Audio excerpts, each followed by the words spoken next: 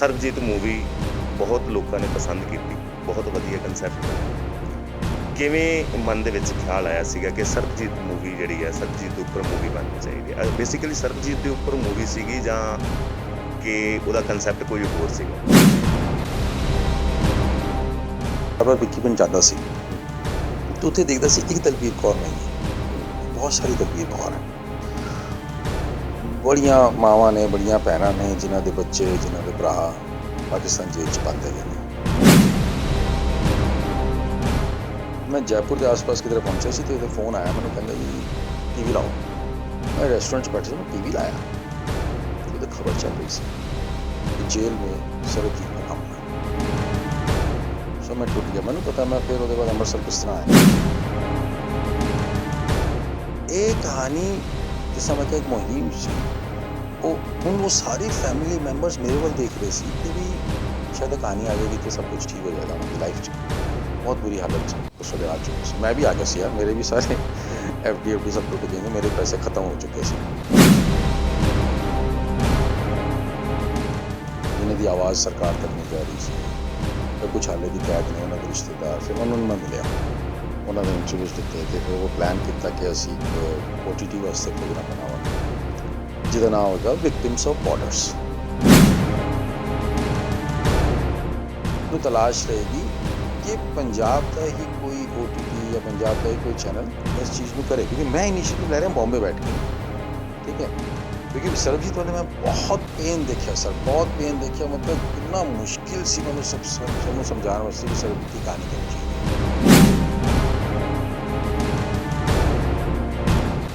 ਪੰਜਾਬ ਦੇ ਲੋਕਾਂ ਨਾਲ ਸੀ, ਪੰਜਾਬ ਦਾ ਸਰਬਜੀਤ ਜੰਮਪਲ ਸੀ। ਪਰ ਇਹ ਫਿਲਮ ਜਾ ਕੇ ਬਾਲੀਵੁੱਡ 'ਚ ਬਣ ਗਈ। ਸਾਡੇ ਪੰਜਾਬੀ ਦੇ ਸਿੰਗਰ ਰਹੇ ਨੇ ਅਮਰ ਸਿੰਘ ਚਮਕੀਲਾ, ਉਹਨਾਂ ਦੀ ਵੀ ਜਿਹੜੀ ਆ ਉਹ ਵੀ ਪੰਜਾਬ ਦੇ ਨੇ, ਲੇਕਿਨ ਫਿਲਮ ਉਹਨਾਂ ਦੀ ਵੀ ਬਾਲੀਵੁੱਡ ਦੇ ਵਿੱਚ ਬਣ ਗਈ ਹੈ। ਪੰਜਾਬ ਦੇ ਪ੍ਰੋਡਿਊਸਰ ਜਾਂ ਪੰਜਾਬ ਦੇ ਲੋਕ ਜਿਹੜੇ ਨੇ ਉਹ ਕੀ ਗੱਲ ਇਹਨਾਂ ਸਟੋਰੀ ਦੇ ਉੱਪਰ ਇੰਟਰਸਟਡ ਨਹੀਂ ਹੁੰਦੇ। ਹੁਣ ਜਿਹੜੀ ਪੰਜਾਬ ਦੀ ਗੱਲ ਅਸੀਂ ਕਰ ਰਹੇ ਹਾਂ ਕਿ ਹੁਣ ਇੰਡਸਟਰੀ ਬਹੁਤ ਚੇਂਜ ਹੋਈ, ਕਹਾਣੀਆਂ ਤੁਸੀਂ ਕਹਿਣ ਦੀ ਕੋਸ਼ਿਸ਼ਾਂ ਕੀਤੀ ਜਾ ਰਹੀਆਂ ਤੇ ਮੇਰੇ ਖਿਆਲ ਪਰ ਸਭ ਤੋਂ ਜ਼ਿਆਦਾ ਜ਼ਰੂਰੀ ਹੈ ਇਹ ਪਤਾ ਚੱਲਣਾ ਚਾਹੀਦਾ ਕਿ ਸਾਡੀ ਸੰਸਕ੍ਰਿਤੀ ਕੀ ਹੈ, ਵੀ ਸਾਡੇ ਇੱਥੇ ਕਿਹੜੇ ਲੁਕੇ ਹੋਏ ਹੀਰੋ ਹੈਗੇ ਨੇ ਯਾਰ, ਜਿਨ੍ਹਾਂ ਬਾਰੇ ਤਾਂ ਸਾਨੂੰ ਕਹਿਣਾ ਬਹੁਤ ਜ਼ਰੂਰੀ ਹੈ।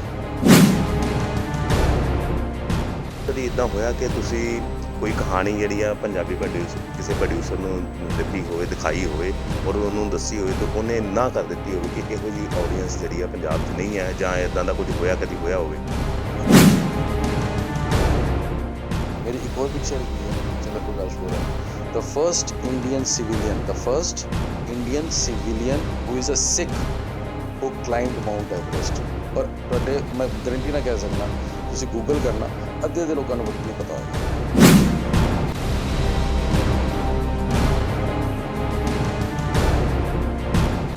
He is the first Sikh Indian, proudly I say, to reach Antarctica।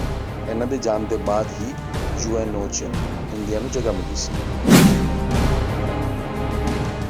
ਕਿ ਜਿਸ ਤਰ੍ਹਾਂ ਮੈਂ ਸਰਬਜੀਤ ਦੀ ਸਕ੍ਰਿਪਟ ਤਿਆਰ ਕੀਤੀ ਸੀ, ਮੈਨੂੰ ਵਿਸ਼ਵਾਸ ਸੀ ਮੈਂ ਚੰਦਰ ਪ੍ਰਕਾਸ਼ ਵੋਰਾ ਜੀ ਦੀ ਵੀ ਸਕ੍ਰਿਪਟ ਤਿਆਰ ਕਰ ਲਈ ਹੈ, ਇਹਨਾਂ ਤੇ ਇੱਕ ਨਾਵਲ ਵੀ ਲਿਖ ਰਿਹਾ। ਬਟ ਉਹੀ ਹੈ ਕਿ ਮੈਨੂੰ ਲੋਕਾਂ ਨੂੰ ਸਮਝਾਉਣ ਨੂੰ ਬਹੁਤ ਟਾਈਮ ਲੱਗ ਰਿਹਾ। ਜਦੋਂ ਦੀ ਤੁਹਾਡੀ ਸਟਾਰਟ ਕਿਵੇਂ ਹੋਈ, ਲੇਖਕ ਕਿੱਦਾਂ ਬਣ ਗਏ? ਕਿਉਂਕਿ ਜਿੱਦਾਂ ਕਿ ਮੈਨੂੰ ਪਤਾ ਹੈ ਕਿ ਤੁਸੀਂ ਰੇਲਵੇ 'ਚ ਨੌਕਰੀ ਕਰਦੇ ਸੀਗੇ ਔਰ ਬਹੁਤ ਵਧੀਆ ਅਰਨ ਕਰਦੇ ਸੀਗੇ ਉੱਥੇ, ਪਰ ਇਹ ਰਾਈਟਰ ਵਾਲਾ ਜਿਹੜਾ ਕੀੜਾ ਕਹਿ ਲਈਏ ਪੰਜਾਬੀ ਦੇ ਵਿੱਚ, ਇਹ ਕਿੱਦਾਂ ਪੈਦਾ ਹੋ ਗਿਆ ਤੁਹਾਡੇ ਦੇ ਵਿੱਚ? ਸਾਡੀ ਪੰਜਾਬੀ ਇੰਡਸਟਰੀ ਜਿਹੜੀ ਹੈ ਕਿੱਥੇ ਸਟੈਂਡ ਕਰ ਰਹੀ ਹੈ ਤੁਹਾਡੀ ਨਜ਼ਰ ਦੇ ਵਿੱਚ? ਕਿਉਂਕਿ ਬਾਲੀਵੁੱਡ ਤੋਂ ਦੇਖਣਾ, ਉੱਪਰੋਂ ਦੇਖਣਾ ਇੱਕ ਵਾਰੀ ਪੰਜਾਬੀ ਇੰਡਸਟਰੀ ਨੂੰ ਕਿੱਦਾਂ ਦਾ ਲੱਗਦਾ? ਸਤਿ ਸ਼੍ਰੀ ਅਕਾਲ, ਮੈਂ ਹਾਂ ਬਿਕਰਮ ਗਿੱਲ ਤੇ ਤੁਸੀਂ ਦੇਖ ਰਹੇ ਹੋ ਖਬਰ ਹਰ ਪਲ ਇੰਡੀਆ। ਇਸ ਵੇਲੇ ਅਸੀਂ ਜਿਸ ਗੈਸਟ ਦੇ ਨਾਲ ਮੌਜੂਦ ਹਾਂ, ਉਹਨਾਂ ਦੀ ਪਹਿਚਾਣ ਮੈਂ ਤੁਹਾਨੂੰ ਥੋੜ੍ਹੀ ਜਿਹੀ ਕਰਵਾ ਦਿੰਦਾ ਹੈ ਕਿ ਸਰਬਜੀਤ ਮੂਵੀ ਜਿਹੜੀ ਹੈ ਉਹ ਆਉਂਦੀ ਹੈ, ਉਹਦੇ ਜਿਹੜੇ ਰਾਈਟਰ ਨੇ ਉਹ ਮੇਰੇ ਨਾਲ ਮੌਜੂਦ ਨੇ। ਰਾਜੇਸ਼ ਬੇਰੀ ਜੀ ਮੇਰੇ ਨਾਲ ਮੌਜੂਦ ਨੇ, ਮੁੰਬਈ ਤੋਂ ਸਪੈਸ਼ਲੀ ਆਏ ਹੋਏ ਸੀਗੇ ਅੱਜ ਅੰਮ੍ਰਿਤਸਰ। ਉਹਨਾਂ ਨਾਲ ਗੱਲਬਾਤ ਕਰਨ ਦਾ ਮੌਕਾ ਮਿਲਿਆ ਸਾਨੂੰ, ਉਹਨਾਂ ਤੋਂ ਸਾਰੀ ਜਾਣਕਾਰੀ ਦੇਵਾਂਗੇ। ਕਿ ਸਰ, ਪਹਿਲੇ ਤਾਂ ਤੁਹਾਡਾ ਸਵਾਗਤ ਹੈ ਜੀ ਸਾਡੇ ਚੈਨਲ। ਬਹੁਤ ਬਹੁਤ ਧੰਨਵਾਦ ਜੀ। ਸਰ, ਸਰਬਜੀਤ ਮੂਵੀ ਬਹੁਤ ਲੋਕਾਂ ਨੇ ਪਸੰਦ ਕੀਤੀ, ਬਹੁਤ ਵਧੀਆ ਕਨਸੈਪਟ ਬਣਿਆ। ਕਿਵੇਂ ਮਨ ਦੇ ਵਿੱਚ ਖਿਆਲ ਆਇਆ ਸੀਗਾ ਕਿ ਸਰਬਜੀਤ ਮੂਵੀ ਜਿਹੜੀ ਹੈ ਸਰਬਜੀਤ ਦੇ ਉੱਪਰ ਮੂਵੀ ਬਣਨੀ ਚਾਹੀਦੀ ਹੈ? ਬੇਸਿਕਲੀ ਸਰਬਜੀਤ ਦੇ ਉੱਪਰ ਮੂਵੀ ਸੀਗੀ ਜਾਂ ਕਿ ਉਹਦਾ ਕਨਸੈਪਟ ਕੋਈ ਹੋਰ ਸੀਗਾ ਜੀ? ਦੇਖੋ ਜੀ, ਸਰਬਜੀਤ ਦੀ ਮੂਵੀ ਬਣੀ ਕਿਸ ਤਰ੍ਹਾਂ, ਸਰਬਜੀਤ ਦੀ ਮੂਵੀ ਦਾ ਜਨਮ ਕਿਸ ਤਰ੍ਹਾਂ ਹੋਇਆ, ਇਹ ਬੜੀ ਇੰਟਰਸਟਿੰਗ ਕਹਾਣੀ ਹੈ। ਮੈਂ 2010 ਜਾਂ 11 ਦੀ ਗੱਲ ਹੈਗੀ ਆ। ਮੈਂ UTV 'ਚ ਟੈਲੀਵਿਜ਼ਨ ਹੈਡ ਕਰਦਾ ਸੀ, ਮੇਰੀ ਆਪਣੀ ਕੰਪਨੀ ਸੀ।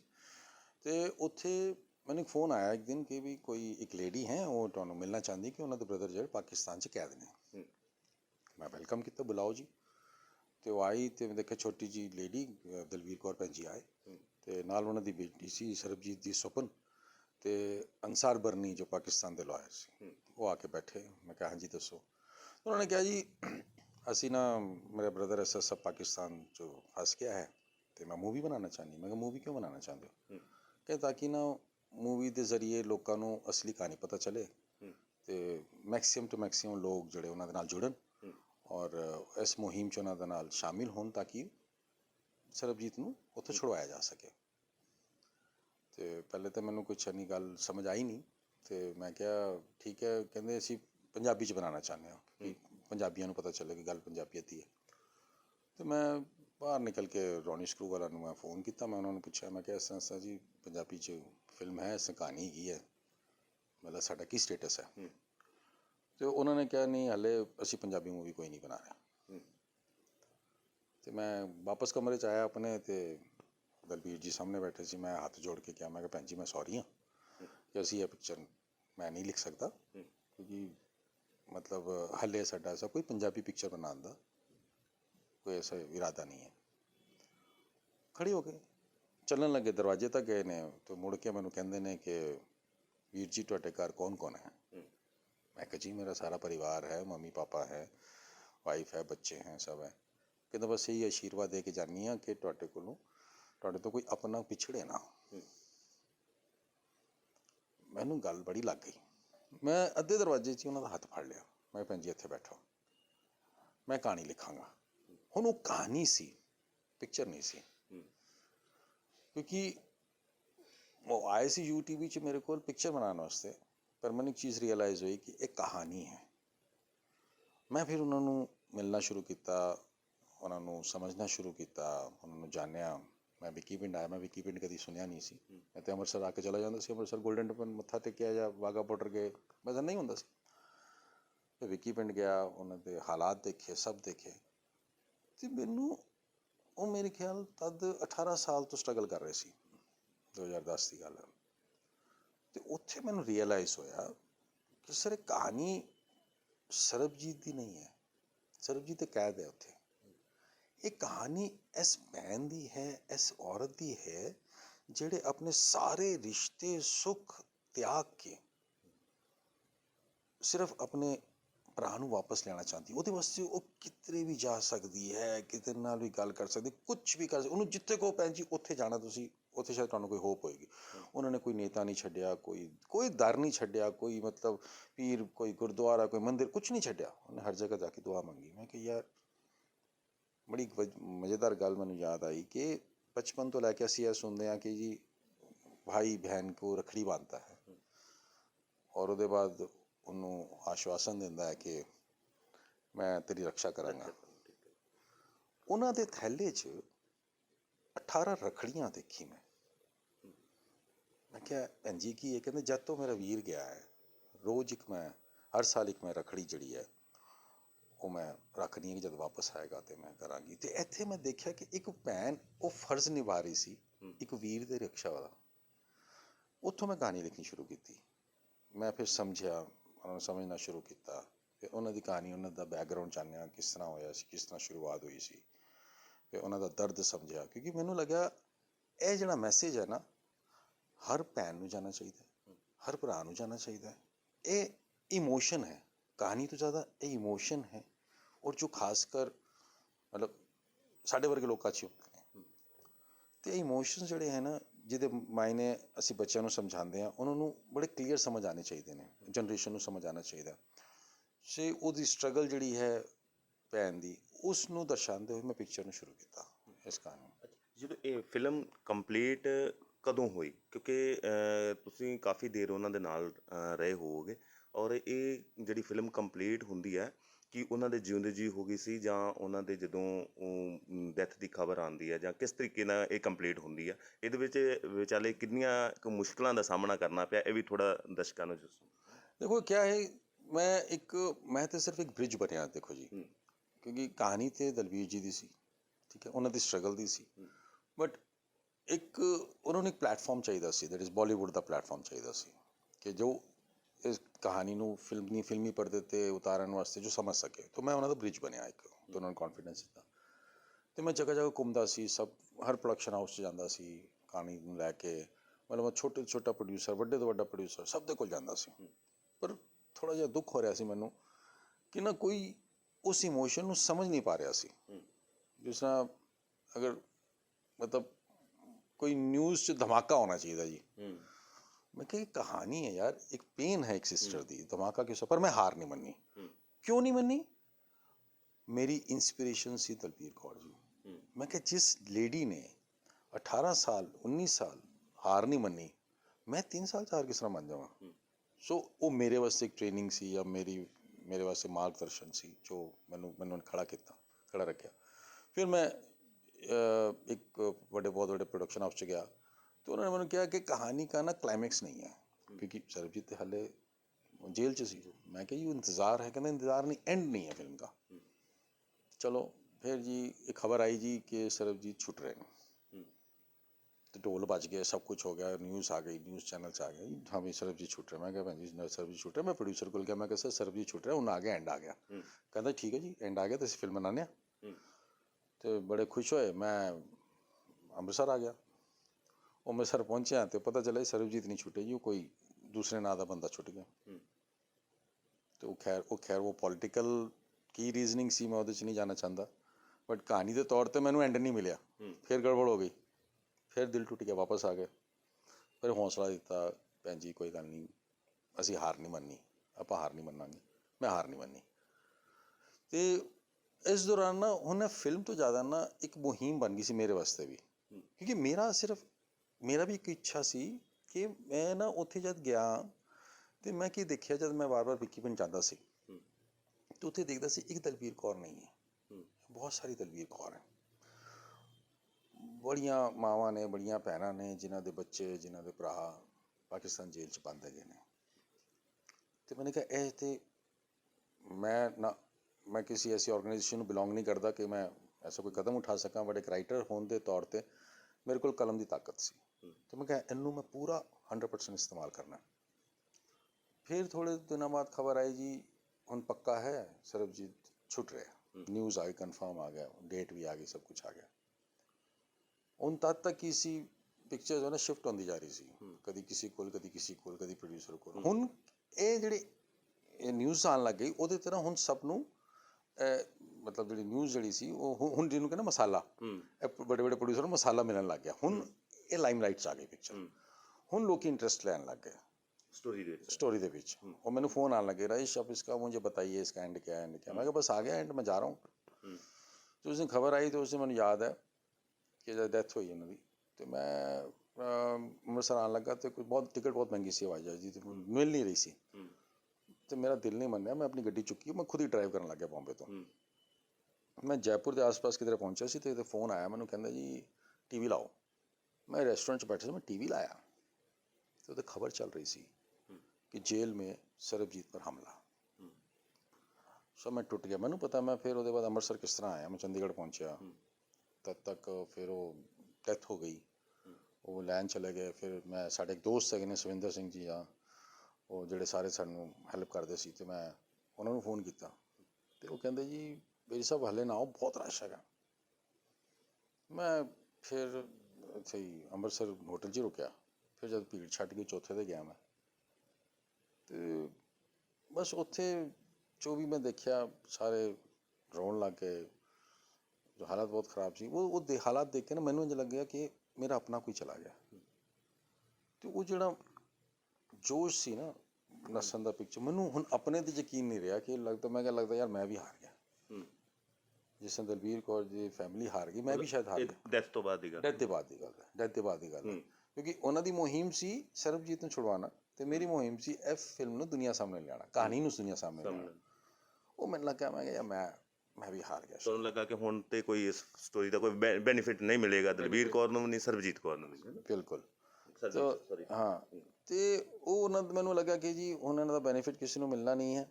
ਪਰ ਮੈਂ ਜੋ ਇੱਕ ਮੁਹਿੰਮ ਲੈ ਕੇ ਚੱਲਿਆ ਸੀ, ਔਰ ਐਸਾ ਨਹੀਂ ਕਿ ਮੈਂ ਇੱਕ ਕਹਾਣੀ ਨੂੰ ਦੂਜੀ ਬਣਾਉਂਦੇ ਹਾਂ, ਹੁੰਦਾ ਕਹਾਣੀਆਂ ਫੇਲ ਹੁੰਦੀਆਂ ਦੂਜੀ ਬਣਾਉਂਦੇ ਹਾਂ, ਪਰ ਇਹ ਕਹਾਣੀ ਜਿਸ ਤਰ੍ਹਾਂ ਮੈਂ ਕਿਹਾ ਇੱਕ ਮੁਹਿੰਮ ਸੀ। ਉਹ ਸਾਰੀ ਫੈਮਿਲੀ ਮੈਂਬਰਸ ਮੇਰੇ ਵੱਲ ਦੇਖ ਰਹੇ ਸੀ ਕਿ ਵੀ ਸ਼ਾਇਦ ਕਹਾਣੀ ਆ ਜਾਏਗੀ ਤੇ ਸਭ ਕੁਝ ਠੀਕ ਹੋ ਜਾਏਗਾ ਉਹਨਾਂ ਦੀ ਲਾਈਫ 'ਚ। ਬਹੁਤ ਬੁਰੀ ਹਾਲਤ 'ਚ ਉਸ ਵੇਲੇ ਆ ਚੁੱਕੇ ਸੀ, ਮੈਂ ਵੀ ਆ ਗਿਆ ਸੀ ਯਾਰ, ਮੇਰੇ ਵੀ ਸਾਰੇ FD ਸਭ ਟੁੱਟ ਗਏ ਸੀ, ਮੇਰੇ ਪੈਸੇ ਖਤਮ ਹੋ ਚੁੱਕੇ ਸੀ ਤੇ ਮੇਰੀ ਵੀ ਹਾਲਤ ਬੜੀ ਖਰਾਬ ਹੋ ਗਈ ਸੀ। ਸੋ ਉੱਥੇ ਟੁੱਟ ਗਿਆ। ਪਰ ਇੱਕ ਚੀਜ਼ ਦੇਖੀ ਮੈਂ, ਜੋਸ਼ ਦਲਬੀਰ ਕੌਰ ਭੈਣ ਜੀ ਦਾ ਘੱਟ ਨਹੀਂ ਸੀ। ਉਹ ਆਪਣੀ ਇੱਥੇ ਰੁਕੇ ਨਹੀਂ, ਉਹਨਾਂ ਨੇ ਇੱਕ ਨਵੀਂ ਗੱਲ ਕਹਿਤੀ ਕਿ ਹੁਣ ਇਹ ਨਹੀਂ ਕਿ ਮੈਂ ਠਹਿਰ ਗਈ ਹਾਂ, ਹੁਣ ਮੈਂ ਲੜਾਂਗੀ ਉਹਨਾਂ ਵਾਸਤੇ ਜੋ ਬਾਕੀ ਭਰਾ ਪਾਕਿਸਤਾਨ 'ਚ ਕੈਦ ਨੇ, ਉਹਨਾਂ ਵਾਸਤੇ ਵੀ ਜੋ ਹਿੰਦੁਸਤਾਨ 'ਚ ਕੈਦ ਨੇ ਪਾਕਿਸਤਾਨੀ। ਮੈਂ ਕਿਹਾ ਯਾਰ ਜਦ ਇਹ ਲੇਡੀ ਹਾਰ ਨਹੀਂ ਮੰਨ ਰਹੀ, ਮੈਂ ਕਿਸ ਤਰ੍ਹਾਂ ਹਾਰ ਮੰਨਣਾ, ਪਰ ਕੁਛ ਤਾਂ ਕਰਨਾ ਤੂੰ। ਫਿਰ ਮੈਂ ਬੰਬੇ ਗਿਆ, ਫਿਰ ਉਹ 2-3 ਲੋਕੀ ਮਿਲੇ। ਫਿਰ ਹੁਣ ਕੀ ਹੈ ਦੇਖੋ ਜੀ, ਕੰਮ ਕਾਜ ਨਹੀਂ ਚੱਲ ਰਿਹਾ ਹੁੰਦਾ, ਕੁਛ ਵੀ ਹੁੰਦਾ, ਤੇ ਫਿਰ ਆਦਮੀ ਸੋਚਦਾ ਯਾਰ ਛੱਡ ਕੇ ਦੂਜਾ ਕੁਛ ਕਰੀਏ ਹੁਣ। ਫਿਰ ਮੈਨੂੰ ਉਮੰਗ ਕੁਮਾਰ ਮਿਲ ਗਏ ਕਿਸੇ ਦੇ ਥਰੂ। ਮੈਂ ਕਿਹਾ ਸਰ ਤੁਸੀਂ ਜਿਸ ਤਰ੍ਹਾਂ ਕਰਨੀ ਹੈ ਬਸ ਫਿਲਮ ਬਣਾ ਲਓ। तो उन्होंने मैंने एश्योरेंस दी थी कि फिल्म बहुत अच्छी है, हम बनाएंगे, हम अपने तरीके से बनाते हैं। मैं कहा सर बनाओ, तो मैं हूँ दिल टूट गया सी। फिर उन्होंने रणदीप हुड्डा ने अप्रोच किया, उन्हें बहुत अच्छा काम किया, ऐश्वर्या राय ने, फिर दर्शन कुमार, ऋचा चड्ढा, सारे फिर आ गए, क्योंकि हुण तक तो सरबजीत मतलब नाम हो चुका सी। बस फिर उस तरह फिल्म बन गई। ਫਿਲਮ ਬਣਨ ਤੋਂ ਬਾਅਦ ਜਦੋਂ ਰਿਲੀਜ਼ ਹੁੰਦੀ ਆ, ਉਸ ਤੋਂ ਬਾਅਦ ਜਿਹੜੀ ਦਲਬੀਰ ਕੌਰ ਦਾ ਜਿਹੜਾ ਰਿਐਕਸ਼ਨ ਸੀਗਾ ਉਹ ਮਿਲੇ ਉਹਨਾਂ ਨੂੰ, ਤੁਸੀਂ ਉਹਨਾਂ ਦਾ ਰਿਐਕਸ਼ਨ ਕੀ ਰਿਹਾ ਤੁਹਾਨੂੰ? ਦੇਖੋ ਫਿਲਮ ਬਣਨ ਦੇ ਬਾਅਦ ਅੱਜ ਤੱਕ ਸਾਡਾ ਰਿਸ਼ਤਾ ਜਿਹੜਾ ਡਿਵੈਲਪ ਹੋਇਆ ਸੀ ਉਹ ਸੇਮ ਰਿਹਾ, ਉਹ 'ਚ ਕੋਈ ਬਦਲਾਵ ਨਹੀਂ ਆਇਆ। ਮਤਲਬ ਹਰ ਸਾਲ ਮੈਂ ਤੁਹਾਨੂੰ ਕਿਹਾ ਕਿ ਉਹ ਜਦ ਮੈਂ ਉਹਨਾਂ ਦੀ ਰੱਖੜੀਆਂ ਦੇਖੀਆਂ ਸੀ, ਮੈਂ ਕਿਹਾ ਭੈਣ ਜੀ ਤੁਸੀਂ ਰੱਖੜੀ ਮੈਨੂੰ ਭੇਜਿਆ ਕਰੋ, तो मैंने रखड़ी भेजती सी। मैं तुहानूं कुछ तस्वीरां दिखावांगा। जो फिर मैं कभी जलंधर जाता सी, कभी अमृतसर आंदा सी, मैंने रखड़ी बंदी सी। वो मैंने रखड़ी 3 दिन पहले कहती हाँ जी वीर जी आ रहे हो या भेजा, तो मैं कहता सी मैं आ रहा। तो फिर वो सब साडा वही रिश्ता रहा। उसदे बाद फिर वो मैनूं फिर एक दिन कहते ने कि वीर जी मैं ना वो जिहड़ी मुहिम शुरू की सी कि बाकी लोगों नाल जिहड़े बाकी कैद हैगे ने या हिंदुस्तान पाकिस्तान उन्होंने वास्ते कुछ करना। मैं फिर उन्होंने को जलंधर चला गया। फिर जलंधर तो मैनू फिर अमृतसर लै आए। फिर असी कई ऐसे लोग लभे जिहड़े कुछ वापस आ चुके हैं, जिन्हें दी आवाज़ सरकार तक नहीं जा रही सी, या कुछ हाले भी कैद ने उन्होंने रिश्तेदार। फिर उन्होंने मैं मिलिया, उन्होंने इंटरव्यूज़ लिते, तो फिर वो प्लान किया कि असी एक OTT वास्ते प्रोग्राम बनावांगे जिहदा नाम होगा विक्टिम्स ऑफ बॉर्डर्स। वो फिर वही कुदरती मतलब लॉकडाउन लग गया। मैं अमृतसर ही है जो शूटिंग कर रहा सी। वो फिर लॉकडाउन लग गया, तो वो लॉकडाउन के बाद फिर गल अद्धी रह गई। तो फिर वो भैन जी दलबीर जी एंकरिंग कर रहे थे, इनिशिएटिव उन्होंने ही सी दलबीर जी का किस तरह का करना है। तो मैं कोई गल नहीं, मैं हुण थोड़ा ठीक ठाक पैसा मैं फिर ला लाँगा, कोई गल नहीं। पर मैनू तलाश रहेगी कि पंजाब का ही कोई OTT या पंजाब का ही कोई चैनल इस चीज़ को करे, क्योंकि मैं इनिशिएटिव ले रहा बॉम्बे बैठ के, ठीक है। क्योंकि सरबजीत वाले मैं बहुत पेन देखा सर, बहुत पेन देखा। मतलब कितना मुश्किल सी मैंने सबनों समझाने वास्ते कि सरबजीत की कहानी कहनी चाहिए। अज भी मैं उसी स्ट्रगल तो गुजर रहा कि इस सब की कहानी बहुत ज़रूरी है सब के सामने आनी। तो अज भी थोड़ी मैंने मुश्किलात हो रही हैं। तो मैं जो दसा, मैं साढ़े दोस्त सविंदर जी है, मैं उन्होंने भी कहा, मैं क्या भाई साहब तेरा कोई रास्ता दिखाओ। तो दलबीर जी ने मैंने कहा 4 दिन पहले की गल है, 19 तरीक की गल है, कहते तुसीं आओ, मैं 2-3 जने नाल गल कीती हुई है, तो आपां उन्हां कोल चलने, क्योंकि इन्हां दे फोन बहुत आ रहे हैं, तो इन्हां नूं भी थोड़ी जी इन्हां दी कहानियां भी आनी चाहिए। वो 4 दिन बाद फोन आ गया, गुजर गए, फिर कहानी उत्थे ही रह गई। अच्छा, एक मेरी साहब गल है कि एड्डी वड्डी कहानी सीगी, पंजाब नाल रिलेटेड सीगी, पंजाब दे लोकां नाल सी, पंजाब दा सरबजीत जंपल सीगा, पर ये फिल्म जाके बॉलीवुड च बनदी है।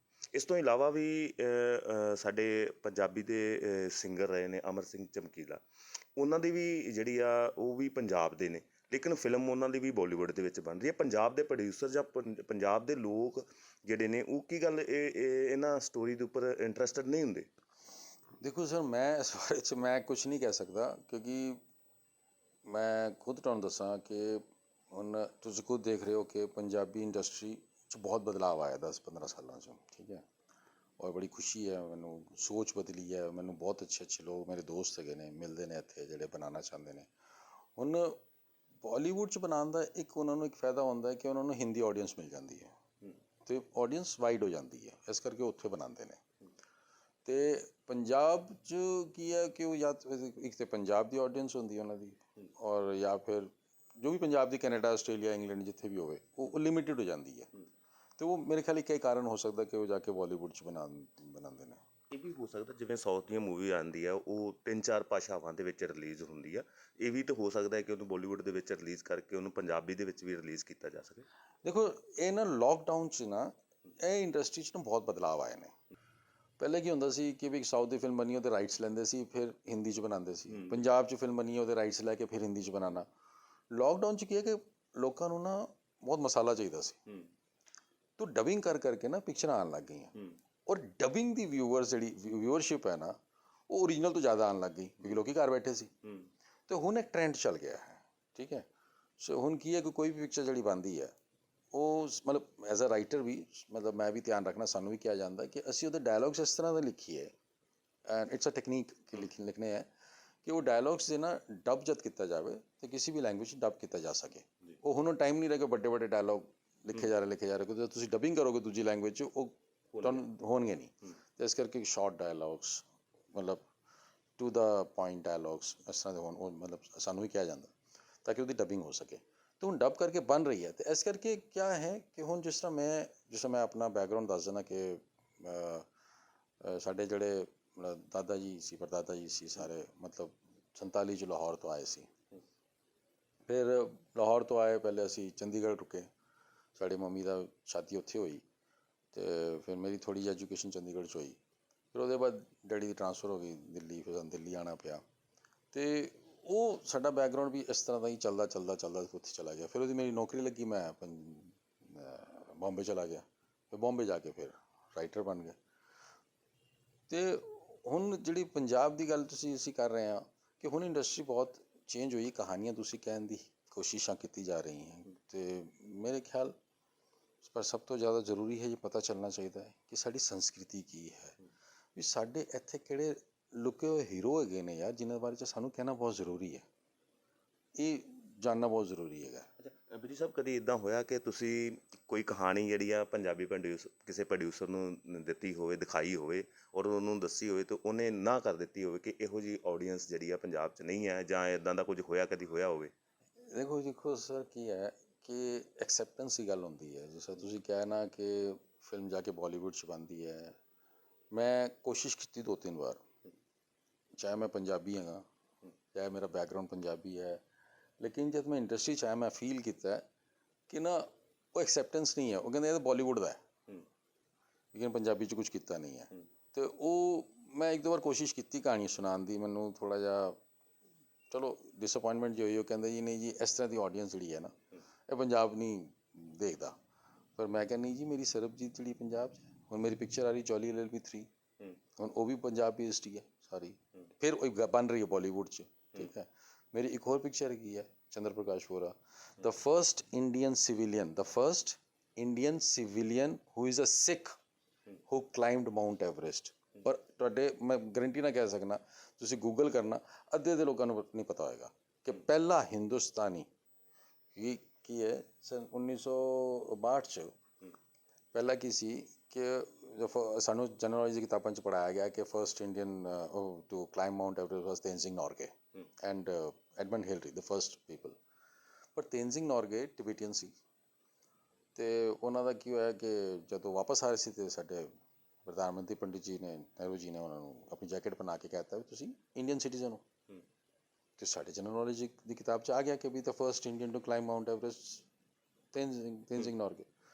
ਮੈਂ ਉਹਨਾਂ 'ਤੇ ਪਿਕਚਰ ਬਣਾ ਰਿਹਾ ਸੀ ਅਤੇ ਮੈਂ ਉਹਨਾਂ ਕੋਲ ਗਿਆ, ਉਹਨਾਂ ਦੇ ਮਤਲਬ ਨੇਪਾਲ ਵੀ ਗਿਆ, HMI ਦਾਰਜਲਿੰਗ ਗਿਆ, ਸਾਰਾ ਰਿਸਰਚ ਵਰਕ ਕੀਤਾ, ਪਿਕਚਰ ਦੀ ਸਕ੍ਰਿਪਟ ਤਿਆਰ ਕੀਤੀ, ਸਭ ਕੁਝ ਹੋ ਗਿਆ, ਡਾਇਰੈਕਟਰ ਵੀ ਆ ਗਿਆ ਸ਼੍ਰੀ ਨਾਰਾਇਣ ਜੀ ਜਿਨ੍ਹਾਂ ਨੇ ਟਾਇਲਟ ਵਗੈरह ਬਣਾਈ ਪਿਕਚਰ, ਤੇ ਐਵਰੀਥਿੰਗ ਵਾਸ ਫਾਈਨ। ਤੇ ਉਹਨਾਂ ਦੇ ਬੇਟੇ ਦਾ ਮੈਨੂੰ ਮੇਲ ਆ ਗਿਆ ਕਿ we don't show my son Indian. ਮੈਂ ਕਿਹਾ ਯਾਰ ਕੀ ਗੱਲ ਹੋ ਗਈ। ਫਿਰ ਬਾਅਦ ਚੋਂ ਕਹਿੰਦਾ ਕਹਾਣੀ ਕੀ है कि मेरे पापा तो इंडियन थे ही नहीं, वो तो टिबेटियन थे, वो तो नेहरू जी ने जैकेट पहना दी थी। मैं बड़ा डिसअपॉइंट हो गया, मैं तो बचपन का ही पढ़िया। फिर suddenly one day I get a call from mister Manjeev Singh. मैं कहा जी who is this Manjeev Singh. तो उन्होंने कहा जी मेरे पापा आपसे मिलना चाहते हैं चंडीगढ़ में। मैं कहा ओके वेलकम। मैं कहा पहले आपके पापा कौन है? And he said the first Indian civilian to climb Mount Everest. Sikh. ठीक है। मैं तो यार हैरान रह गया। मैं क्या यार इस तो पढ़िया नहीं। मैं गूगल किया तो पता चलिया कि 1962 च जब साडे प्रधानमंत्री सी अपने जी श्री लाल बहादुर शास्त्री जी, तो उन्होंने आर्मी के कुछ मतलब उन्होंने लोगों को बुलाया। उन्होंने कहा भी you are the only people who can conquer this Everest, क्योंकि हाले कोई इंडियन नहीं चढ़िया माउंट एवरेस्ट से। तो कैप्टन गिल के नेतृत्व च 9 लोगों की टीम बनी और वो सी एक इंसान जिहदा नाम सी चंद्र प्रकाश वोरा, सिख। ਉਹ ਵੀ ਆਰਮੀ ਚ ਸੀ ਜਾਂ नहीं, Chandra Prakash Vora was not in the army. He is a geologist. ठीक है। सिविलियन, वो आर्मी नहीं सी। 8 आर्मी दे सी, 1 सिविलियन सी। 9 लोगों की टीम बनी जी इंडिया की पहली टीम बनी टू कॉन्कर माउंट एवरेस्ट। तो चंद्र प्रकाश वोरा कौन सी? चंद्र प्रकाश वोरा एक्चुअली मतलब वो कश्मीर च रहिंदे सी 1948 तो पहले, हिलन विलेज जिथे हुण इस वेले POK च हैगा। तो जब 1948 च इन्वेशन होया पाकिस्तान आर्मी का, तो उत्थों छोटा जिहा बच्चा अपने फादर दे नाल मम्मी पापा सब नाल आके, तो इन्हां दे फादर हिंदू सी ते मम्मी इन्हां दी अमृतधारी सिख हैगी सी। ते इन्हां नूं उन्हां ने सिख बनाया। तो ये इत्थे आए तो इन्हां दे नाल जम्मू च रहे तो बहुत बुरा इन्हां नाल होया जो हर रिफ्यूजी नाल हुंदा। तो इन्होंने एक दिन अपने फादर ने पूछा कि पापा मेरी ज़मीन कौन सी है? तो उस फादर ने बड़ा अच्छा जवाब दिया कि बेटा कोई भी ज़मीन आपको नाम नहीं देती, आपको ऐसा काम करना होता है कि आपके नाम से ज़मीन जानी जाए। And after that he studied, he became, he cleared UPSC and he is the first Indian civilian to climb Mount Everest. He is the first Sikh Indian, proudly I say, to reach Antarctica. ਇਹਨਾਂ ਦੇ ਜਾਣ ਦੇ ਬਾਅਦ ਹੀ UNO ਚ India ਨੂੰ ਜਗ੍ਹਾ ਮਿਲੀ ਸੀ for that's Antarctica ਕੀਤਾ ਸੀ। And he is the first person to ਉਹਨਾਂ ਨੇ ਰੇਗਿਸਤਾਨ ਦੇ ਅੰਦਰ ਜਦ ਉਹਨਾਂ ਨੇ ਕੋਈ ਪਾਣੀ ਦੀ ਖੋਜ ਸੀ, ਮਤਲਬ I don't have the details about that, ਉਹਨਾਂ ਨੇ ਹੀ ਇਜ਼ ਦ ਫਰਸਟ ਪਰਸਨ ਉਹ ਦਿੱਤੀ। ਸੋ ਮੈਨੂੰ ਇਹਨਾਂ ਦੀ ਕਹਾਣੀ ਸਰਬਜੀਤ ਵਿਕਨ ਬਹੁਤ ਇੰਸਪਾਇਰ ਕੀਤੀ, ਬਿਕੋਜ਼ ਵਾਟ ਅ ਪਰਸਨੈਲਿਟੀ। ਔਰ ਮੇਰੀ ਦੇਸ਼ ਦੀ ਜਨਰੇਸ਼ਨ ਨੂੰ ਉਹਨਾਂ ਦੇ ਬਾਰੇ 'ਚ ਪਤਾ ਹੀ ਨਹੀਂ ਹੈ। ਮੇਰੇ ਕੋਈ ਰਿਸ਼ਤੇਦਾਰ ਨਹੀਂ ਲੱਗਦੇ, ਬਟ ਮੈਂ ਚਾਹੁੰਦਾ ਕਿ ਮੇਰੇ ਬੱਚੇ, ਇਸ ਦੇਸ਼ ਦੇ ਬੱਚੇ ਇਹੋ ਜਿਹੀ ਇੰਸਪੀਰੇਸ਼ਨਲ ਕਹਾਣੀ ਨੂੰ ਜਾਣਨ ਔਰ ਸੁਣਨ। ਉਹ ਬੜਾ ਕਹਾਣੀ 'ਚ ਡਰਾਮਾ ਹੈ, ਬੜਾ ਮਤਲਬ ਉਹ ਵੀ ਇੱਕ ਲੜਾਈ ਹੈ, ਜਿਸ ਦਲਬੀਰ ਕੌਰ ਵਿਕਨ ਇਹ ਵੀ ਇੱਕ ਲੜਾਈ ਹੈ ਕਿ ਇੱਕ ਬੱਚਾ ਜਿਹੜਾ ਸਭ ਕੁਝ ਗਵਾ ਕੇ ਇੱਥੇ ਆ ਜਾਂਦਾ ਇੱਕ ਧਰਤੀ 'ਤੇ, ਉਹਨੂੰ ਰਿਫਿਊਜੀ ਕਿਹਾ ਜਾਂਦਾ ਹੈ, ਫਿਰ ਉਹ ਕਿਸ ਤਰ੍ਹਾਂ he becomes the first Indian civilian Sikh to climb Mount Everest. ਇਹ ਜਿਹੜੀ ਮੂਵੀ ਹੈ ਤੁਹਾਡੀ CP ਵੋਰਾ CP ਵੋਰਾ ਇਹ ਕਦੋਂ ਤੱਕ ਮਤਲਬ ਵੀ ਬਣ ਸਕਦੀ ਹੈ? ਇਹ ਤੁਸੀਂ ਲਿਖ ਚੁੱਕੇ ਹੋ, ਹੁਣ ਬਣਨ ਨੂੰ ਤਿਆਰ ਹੋ ਗਈ? ਦੇਖੋ ਫਿਰ ਇੱਕ ਗੱਲ ਨਾ, ਦੇਖੋ ਮੈਂ ਹੁਣ ਕਹਾਂਗੇ ਦੁੱਖ ਹੈ ਕਿ ਸੁੱਖ ਮੈਨੂੰ ਸਮਝ ਨਹੀਂ ਆ ਰਹੀ ਕਿ ਜਿਸ ਤਰ੍ਹਾਂ ਮੈਂ ਸਰਬਜੀਤ ਦੀ ਸਕ੍ਰਿਪਟ ਤਿਆਰ ਕੀਤੀ ਸੀ, ਮੈਨੂੰ ਵਿਸ਼ਵਾਸ ਸੀ ਮੈਂ ਚੰਦਰ ਪ੍ਰਕਾਸ਼ ਵੋਰਾ ਜੀ ਦੀ ਵੀ ਸਕ੍ਰਿਪਟ ਤਿਆਰ ਕਰ ਲਈ ਹੈ, ਇਹਨਾਂ 'ਤੇ ਇੱਕ ਨਾਵਲ ਵੀ ਲਿਖ ਰਿਹਾ, ਬਟ ਉਹੀ ਹੈ ਕਿ ਮੈਨੂੰ ਲੋਕਾਂ ਨੂੰ ਸਮਝਾਉਣ ਨੂੰ ਬਹੁਤ ਟਾਈਮ ਲੱਗ ਰਿਹਾ। ਮੈਨੂੰ ਲੱਗਾ ਕਿ ਸ਼ਾਇਦ ਲੋਕ ਆਪਣੇ ਆਪ ਆ ਕੇ ਕਹਿਣਗੇ ਹਾਂ ਜੀ ਬੜੀ ਅੱਛੀ ਕਹਾਣੀ ਹੈ, ਦੱਸੋ। ਮੈਂ ਤੁਹਾਡੇ ਮਾਧਿਅਮ ਤੋਂ ਇਹ ਕਹਿਣਾ ਚਾਹੁੰਦਾ ਕਿ ਇਹ ਵੀ ਸਾਡੇ ਦੇਸ਼ ਦੀ ਇੱਕ ਧਰੋਹਰ ਹੈ, ਇੱਕ ਮੋਤੀ ਹੈ, ਜੋ ਮੈਂ ਇੰਸਪਾਇਰ ਹੋਇਆ ਇਹਨਾਂ ਤੋਂ, ਬਹੁਤ ਇੰਸਪਾਇਰ ਹੋਇਆ। ਤਾਂ ਡੈਫੀਨੇਟਲੀ ਦੁਨੀਆ ਇੰਸਪਾਇਰ ਹੋਏਗੀ। ਬਹੁਤ ਵਧੀਆ ਕਹਾਣੀ ਹੈਗੀ ਹੈ। ਅਤੇ ਅਗਰ ਕੋਈ, ਔਰ ਅੱਜ ਜਿਸ ਤਰ੍ਹਾਂ ਮਤਲਬ ਮੈਂ ਤਾਂ ਚਾਹੁੰਦਾ ਕਿ ਅਗਰ ਇਹ ਪੰਜਾਬੀ 'ਚ ਵੀ ਬਣੇ ਸੋ ਪੰਜਾਬੀ 'ਚ ਅਸੀਂ ਉਹਨੂੰ ਡਿਫਰੈਂਟ ਲੈਂਗੁਏਜ 'ਚ ਡੱਬ ਕਰੀਏ ਇੰਗਲਿਸ਼ ਮਤਲਬ ਪਹਿਲੇ ਪੰਜਾਬੀ 'ਚ ਬਣੇ ਉਸ ਤੋਂ ਬਾਅਦ ਡਿਫਰੈਂਟ ਉਹ ਹਿੰਦੀ 'ਚ ਬਣ ਕੇ ਪੰਜਾਬੀ 'ਚ ਡੱਬ ਹੋਏ ਪੰਜਾਬੀ 'ਚ ਤਾਂ ਡੱਬ ਹੋਣੀ ਬਿਕੋਜ਼ ਇਹਦੇ 'ਚ ਬਹੁਤ ਪੰਜਾਬੀਅਤ ਬਹੁਤ ਕੁੱਟ ਕੇ ਭਰੀ ਹੋਈ ਹੈ ਕਿ ਸਾਰੀ ਮਤਲਬ ਮੈਂ ਪ੍ਰਾਊਡਲੀ ਫੀਲ ਕਰਨਾ ਕਿ ਯਾਰ ਕਿ ਅਗਰ ਮੇਰਾ ਪਹਿਲਾ ਬੰਦਾ ਮੇਰਾ ਜਿਹੜਾ ਸੀ ਉਹ ਮੇਰਾ ਸੀ ਜਿਹਨੇ ਮਾਊਂਟ ਐਵਰੈਸਟ 'ਤੇ ਪਹਿਲਾ ਕਦਮ ਰੱਖਿਆ ਜਿਹਦਾ ਕਿ ਲੋਕਾਂ ਨੂੰ ਅਜੇ ਤਾਈਂ ਮੇਰੇ ਖਿਆਲ ਨਾਲ ਹੁਣ ਦੀ ਜਨਰੇਸ਼ਨ ਨੂੰ ਵੀ ਨਹੀਂ ਪਤਾ ਹੋਵੇਗਾ। ਬਿਲਕੁਲ ਨਹੀਂ ਪਤਾ ਸਰ ਬਿਲकुल नहीं पता मैं अपने जिस तरह अपने बच्चों ने पूछना ये सब पूछना वो सब करते कौन सीपी बोरा फिर वो गूगल करते ने फिर कहते अच्छा अरे नहीं यार इसकी कहानी कौन देखेगा कोई धमाका नहीं अरे मैं कहा सुनो तो सही कहानी उन्होंने सारी मैं जब कहानी सुनी बैठ के जिस तरह दलवीर कौर जी दल की होया सी अरे क्यों कोई वो एक औरत है वो क्यों अपने भाई को ढूंढ रही क्यों कहानी देखेगा मैं कहानी तो सुनो पहले एक मोमेंट तो सुनो एक जर्नी तो सुनते नहीं आप कहते बंदा जी इतों ना वो अमृतसर तो पटियाले ना 4 घंटे जो 6 घंटे लग गए उन्हें यार दो घंटे ट्रैफिक जाम से अच्छा पहुंच गया अरे 2 घंटे उन्हें की किया वो तो सुनो वापस नहीं आया ना पहुंचा ना तो उस 2 घंटे उन्हें की सोचा वो कहानी है उन्हें क्या किस तरह अपने आप ना लड़िया वो कहानी है और जिंदगी च असीं देखो साड़ी जिंदगी च बहुत ਵੱਡੇ मुसीबत आंदियां बहुत जी लोग हार जाते हैं लेकिन कहते ने जो जितदा है ਉਹਦੀ ਕਹਾਣੀ जीत ਦੀ ਨਹੀਂ ਹੈ ਵੀ ਉਹਨੇ ਵਰਲਡ ਕੱਪ ਜਿੱਤ ਲਿਆ ਉਹ ਵਰਲਡ ਕੱਪ ਜਿੱਤ ਲਿਆ ਉਹ ਤੇ ਇਵੈਂਟ ਹੈ ਪਰ ਸਰ ਜਦ ਉਹਨੇ ਪਹਿਲੀ ਵਾਰ ਬੈਟ ਫੜਿਆ ਉਹ ਤੋਂ ਲੈ ਕੇ ਉਹਨੇ ਕੀ ਸੋਚਿਆ ਕੀ ਕੀਤਾ ਉਹਦੇ ਕੀ ਮੁਸ਼ਕਿਲਾਂ ਆਈ ਕਿਸ ਤਰ੍ਹਾਂ ਉਹਨੇ ਜੀਤ ਹਾਸਿਲ ਕੀਤੀ ਤਾਂ ਜਾ ਕੇ ਵਰਲਡ ਕੱਪ ਜਿੱਤਿਆ ਨਾ ਤੇ ਉਸੇ ਤਰ੍ਹਾਂ ਸਰ ਇਹ ਕਿਸ ਤਰ੍ਹਾਂ ਪਹੁੰਚੇ ਉੱਥੇ ਐਵਰੈਸਟ ਤੇ ਕਹਾਣੀ ਉਸ ਜਰਨੀ ਦੀ ਸੋ ਬਿਰ ਸਾਹਿਬ ਇਹ ਤਾਂ ਹੋ ਗਈ ਤੁਹਾਡੀਆਂ ਸਟੋਰੀਜ਼ ਹੋ ਗਈਆਂ ਜਿਹੜੀਆਂ ਕਿ ਇੱਕ ਤਾਂ ਆਉਣ ਵਾਲੀ ਹੈ ਇੱਕ ਆ ਚੁੱਕੀ ਹੈ। ਇਹ ਜਰਨਲੀ ਤੁਹਾਡੀ ਸਟਾਰਟ ਕਿਵੇਂ ਹੋਈ ਲੇਖਕ ਕਿੱਦਾਂ ਬਣ ਕੇ ਕਿਉਂਕਿ ਜਿੱਦਾਂ ਕਿ ਮੈਨੂੰ ਪਤਾ ਹੈ ਕਿ ਤੁਸੀਂ ਰੇਲਵੇ 'ਚ ਨੌਕਰੀ ਕਰਦੇ ਸੀਗੇ ਔਰ ਬਹੁਤ ਵਧੀਆ ਅਰਨ ਕਰਦੇ ਸੀਗੇ ਉੱਥੋਂ ਪਰ ਇਹ ਰਾਈਟਰ ਵਾਲਾ ਜਿਹੜਾ ਕੀੜਾ ਕਹਿ ਲਈਏ ਪੰਜਾਬੀ ਦੇ ਵਿੱਚ ਇਹ ਕਿੱਦਾਂ ਪੈਦਾ ਹੋ ਗਿਆ ਤੁਹਾਡੇ।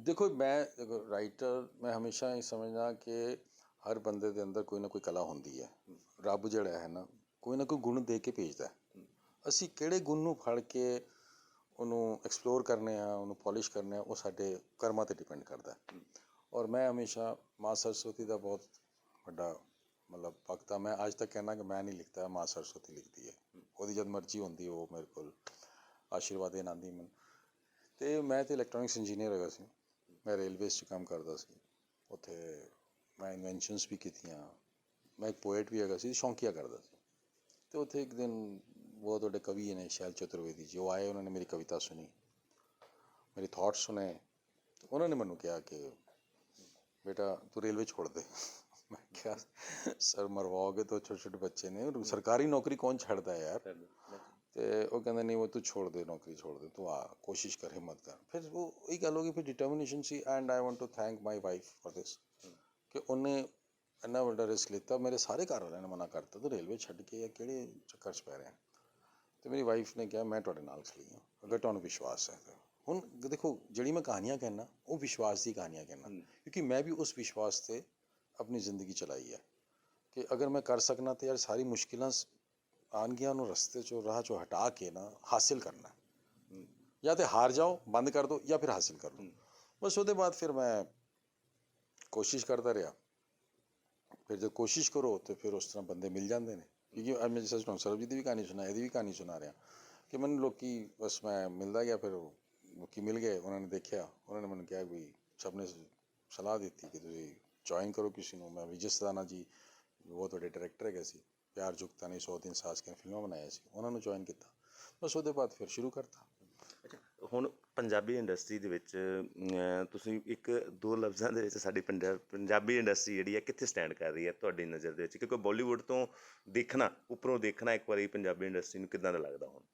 ਸਰ ਮੈਂ ਨਾ ਇਸ ਵੇਲੇ 2-3 ਆਰਟਿਸਟ ਹੈਗੇ ਨੇ ਮੈਂ ਉਹਨਾਂ ਦਾ ਬਹੁਤ ਵੱਡਾ ਫੈਨ ਹਾਂ ਪੰਜਾਬੀ ਇੰਡਸਟਰੀ ਦੀ ਜਿਹੜੀ ਟੇਕਿੰਗ ਹੈ ਟੈਕਨੀਕ ਬਿਕੋਜ਼ ਮੈਂ ਗਰੋ ਕੀਤਾ ਉਹ ਮੈਂ ਤੇ ਸਰ ਉਹ ਯੋਗਰਾਜ ਜੀ ਦੀ ਪਿਕਚਰਾਂ ਦੇਖਦਾ ਸੀ ਜਦੋਂ ਜਵਾਨ ਹੁੰਦੇ ਸੀ ਉਹ ਮੌਲਾ ਜੱਟ ਔਰ ਫਲਾਣਾ ਜੱਟ ਦਾ ਟਿਮਕਾਣਾ ਜੱਟ ਹੈ ਬੱਲਾ ਜੱਟੀ ਦਾ ਉਹ ਭਾਬਾ ਉੱਥੋਂ ਦੀ ਪਿਕਚਰਾਂ ਦੇਖ ਕੇ ਮੈਂ ਅੱਜ ਦੀ ਪਿਕਚਰਾਂ ਵੀ ਦੇਖ ਰਿਹਾ ਮੈਨੂੰ ਜੀ ਗਿੱਪੀ ਜੀ ਬਹੁਤ ਵਧੀਆ ਲੱਗਦੇ ਨੇ ਅਰਵਿੰਦਰ ਸਿੰਘ ਜੀ ਬਹੁਤ ਵਧੀਆ ਲੱਗਦੇ ਨੇ ਅਮਰੀਕ ਸਿੰਘ ਜੀ ਵਧੀਆ ਲੱਗਦੇ ਨੇ ਦੋਸਾਂਝ ਸਾਹਿਬ ਬਹੁਤ ਵਧੀਆ ਲੱਗਦੇ ਨੇ ਦਲਜੀਤ ਦੋਸਾਂਝ ਜੀ ਮਤਲਬ ਉਹ ਜਿਹੜੀ ਹੁਣ ਫਿਲਮਾਂ ਬਣਾ ਰਹੇ ਨੇ ਨਾ ਉਹ ਹੋ ਮਤਲਬ ਟੈਕਨੀਕਲੀ ਬਹੁਤ ਸਾਊਂਡ ਹੈ, ਸਕ੍ਰਿਪਟਸ ਬਹੁਤ ਅੱਛੀਆਂ ਹੈ ਔਰ ਮਤਲਬ ਇੱਕ ਸਟੈਂਡਰਡ ਥੋੜ੍ਹਾ ਜਿਹਾ ਚੇਂਜ ਹੋ ਰਿਹਾ ਹੈ।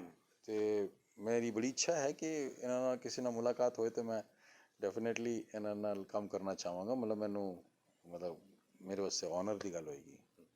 ਸੋ ਬਹੁਤ ਬਹੁਤ ਥੈਂਕਸ ਤੁਹਾਡਾ ਸਾਡੇ ਨਾਲ ਗੱਲਬਾਤ ਕਰਨ ਲਈ, ਸਮਾਂ ਦੇਣ ਲਈ। ਸਾਡੇ ਨਾਲ ਸਮਾਂ ਬਹੁਤ ਵਧੀਆ ਬੀਤ ਰਿਹਾ, ਤੁਹਾਡੇ ਨਾਲ ਬਹੁਤ ਗੱਲਾਂ ਕਰਨ ਨੂੰ ਦਿਲ ਕਰਿਆ, ਪਰ ਹੁਣ ਸਮਾਂ ਇਜਾਜ਼ਤ ਨਹੀਂ ਦਿੰਦਾ ਕਿਉਂਕਿ ਸਮਾਂ ਘੱਟ ਹੈ ਸਾਡਾ ਇੰਟਰਵਿਊ ਤੱਕ ਦਾ। ਸੋ ਇਹ ਸਨ ਰਾਜੇਸ਼ ਬੇਰੀ ਜੀ। ਇਹਨਾਂ ਬਾਰੇ ਥੋੜ੍ਹਾ ਜਿਹਾ ਮੈਂ ਹੋਰ ਦੱਸਦਾ ਕਿ ਤਕਰੀਬਨ 35 ਤੋਂ ਵੱਧ ਜਿਹੜੇ ਨੇ ਉਹ ਹੁਣ ਤੱਕ ਸੀਰੀਅਲ ਲਿਖ ਚੁੱਕੇ ਨੇ ਅਤੇ 2 ਵਾਰ ਲਿਮਕਾ ਬੁੱਕ ਆਫ ਰਿਕਾਰਡ ਦੇ ਵਿੱਚ ਨਾਮ ਦਰਜ ਕਰਾ ਚੁੱਕੇ ਨੇ। ਇੱਕ ਤਾਂ ਸਾਵਧਾਨ ਇੰਡੀਆ ਦੇ 960 ਐਪੀਸੋਡ ਪੂਰੇ ਹੋਣ ਤੋਂ ਬਾਅਦ ਉਹਨਾਂ ਦਾ ਹੁਣੇ ਜਿਹੜਾ ਥੋੜ੍ਹੇ ਦੇਰ ਪਹਿਲੇ ਹੀ ਜਿਹੜਾ ਲਿਮਕਾ ਬੁੱਕ ਆਫ ਰਿਕਾਰਡ ਦੇ ਵਿੱਚ ਨਾਮ ਦਰਜ ਹੋਇਆ। ਫਿਲਹਾਲ ਸਾਡੀਆਂ ਜਿਹੜੀਆਂ ਸ਼ੁਭ ਇਛਾਵਾਂ, ਸ਼ੁਭ ਦੁਆਵਾਂ ਪੰਜਾਬ ਦੀਆਂ ਜਿਹੜੀਆਂ ਨੇ ਉਹਨਾਂ ਦੇ ਨਾਲ ਨੇ, ਕਿਉਂਕਿ ਵਧੀਆ ਕੰਸੈਪਟ ਲੈ ਕੇ ਆ ਰਹੇ ਨੇ ਅਤੇ ਆਉਣ ਵਾਲੇ ਸਮੇਂ ਦੇ ਵਿੱਚ ਜਿਹੜੇ ਵਧੀਆ ਕੰਸੈਪਟ ਹੋਣਗੇ ਜ਼ਰੂਰ ਜਿਹੜੇ ਨੇ ਲੋਕਾਂ ਦੇ ਸਾਹਮਣੇ ਆਉਣਗੇ। ਕੈਮਰਾਮੈਨ ਅਸ਼ਵਨੀ ਦੇ ਨਾਲ ਬਿਕਰਮ ਗਿੱਲ, ਖਬਰ ਹਰਪਲ ਇੰਡੀਆ, ਅੰਮ੍ਰਿਤਸਰ।